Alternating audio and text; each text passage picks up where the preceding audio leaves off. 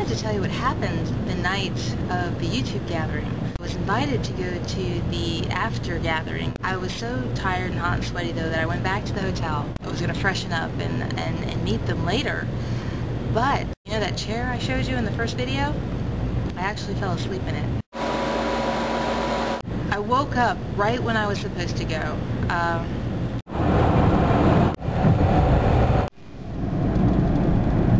$8? We have no $8 parking where I live in Virginia. Hope they're still here.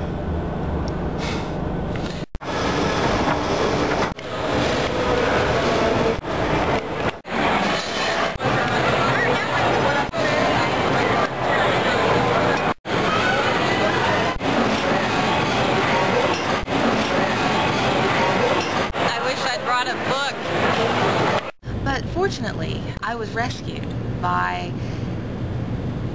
some people that I don't remember their name. I remember Christina McCool and Kyle and Joe. I do remember Joe. And the guy with the great hat. There's the hat guy. Birthday, Mr. Credit Card Man. I'm really bad with names. I remember them as the hat guy and who else? Oh, Bananas Foster Pie guy. Some people were writing down people's names, but I didn't. Nor did I get it from anybody else. They asked me what I did on YouTube, what kind of videos I did, and I told them that I tormented atheists. And I don't know why I said this. I don't mean to torment atheists. I don't mean to, but I think it turns out that way. They don't seem to take it too kindly, my responses. Though they're not really mean. I've only had one respond to me from the responses that I've made. But anyway, they gave me a hard time, which I guess I deserved because I said I tormented atheists. And it's another day, of course. It was so hot that day that I had to give up and go back inside. Also, my lunch was over. Oh, right, but I was rescued by the wonderful, kind atheists who talked to me until after 1 o'clock in the morning and gave me a really tough time about believing the Bible. This one was telling me, Christina McCool, I remember his name. He was saying that something about there not being enough water to have had a worldwide flood. I'll tell you, when I was in school, I was told that the continents look like they would fit together, except there's not enough land.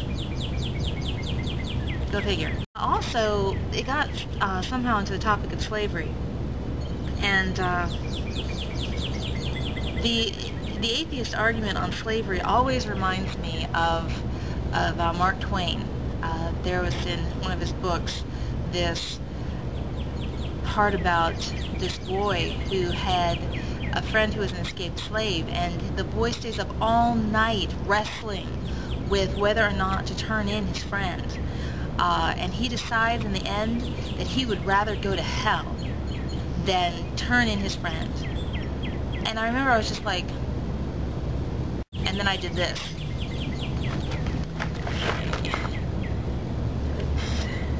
I know it's here somewhere. I should have gotten concordance, but I may have. In the end, though, I did find it. It's Numbers, let's see, 23. Numbers 23:15.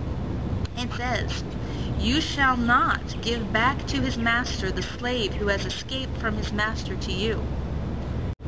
You know, what was the point of that whole scene in that book about the boy agonizing? I mean, where on earth did he get the idea?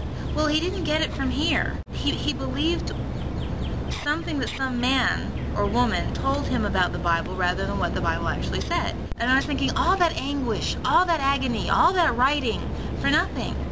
I think that a lot of the atheist arguments about the Bible are like that.